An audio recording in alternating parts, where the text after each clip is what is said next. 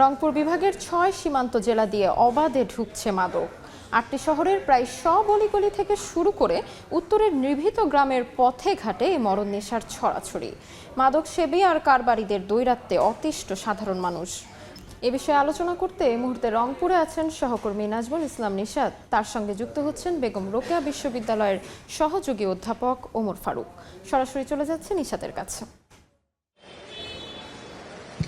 আমরা দেখছি যে নানা উপায়ে আইনশৃঙ্খলা রক্ষাকারী বাহিনীর চোখ ফাঁকি দিয়ে সীমান্ত পেরিয়ে মাদক আসছে বাংলাদেশ অংশে এবং সেটি বিভিন্ন রুট দিয়ে রংপুর হয়ে রাজধানী পর্যন্ত চলে যাচ্ছে। আমরা আজকে কথা বলবো এসব বিষয় নিয়ে, এটি প্রতিকারে কেমন পদক্ষেপ নেওয়া দরকার এবং সমাজে যে নেতিবাচক প্রভাব পড়ছে সেটি প্রতিরোধে কি কি উদ্যোগ নেওয়া যেতে পারে। আমার সাথে অতিথি হিসেবে যুক্ত হয়েছেন বেগম রোকেয়া বিশ্ববিদ্যালয়ের শিক্ষক ওমর ফারুক। আমরা সরাসরি আলোচনায় যেতে চাই। আমরা দেখছি যে সীমান্ত পেরিয়ে অবাধে মাদক আসছে, মূলত এই ক্ষেত্রে কি ধরনের পদক্ষেপ নেওয়া উচিত বলে মনে করেন?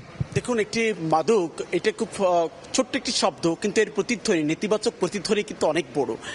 এর মধ্যে দিয়ে কিন্তু আমাদের একেবারে পারিবারিক অশান্তি থেকে শুরু করে ব্যক্তি অর্থনীতি, ব্যক্তি স্বাস্থ্য থেকে শুরু করে রাষ্ট্রীয় যে সন্ত্রাস, নানাবিধ অপরাধমূলক কার্যক্রম সবটাই কিন্তু এখান থেকে হয়।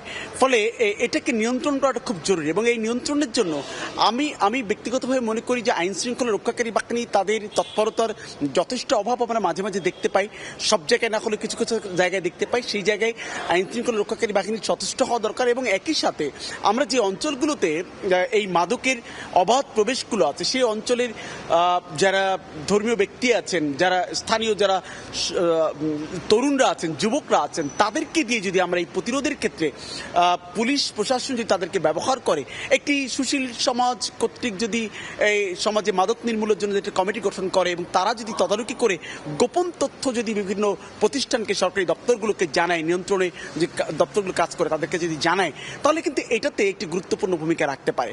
আমাদের কাছে মনে হয় যে এটি নির্মূল করবার জন্য সরকারের যেমন ইচ্ছাটা দরকার এবং একই সাথে যে আমাদের সামাজিক যে শক্তি। বলছেন যে সম্মিলিত প্রতিরোধ একটি বড় বিষয় এবং আরেকটি বিষয় জানতে চাই, সমাজে যে নেতিবাচক প্রভাব পড়ছে, বিশেষ করে যুব সমাজ আসক্ত হচ্ছেন মাদকে, সেক্ষেত্রে আসলে কি ধরনের উদ্যোগ নেওয়া যেতে পারে?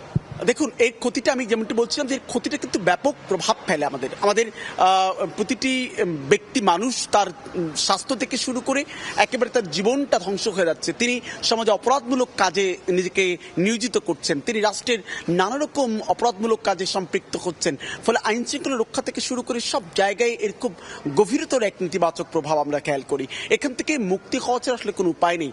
এই মুক্তির জন্য আমাদের যা করণীয় সেটি আমাদের করবার খুব করে এই মুহূর্তে জরুরি হয়ে উঠেছে।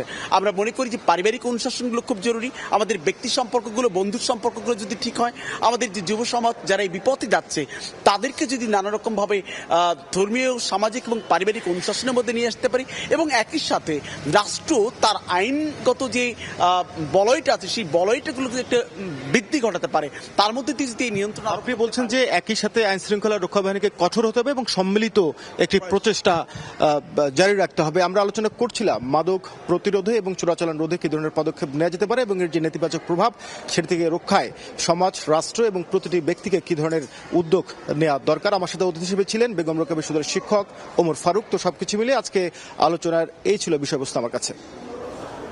সরাসরি সংযুক্ত ছিলাম রংপুরে।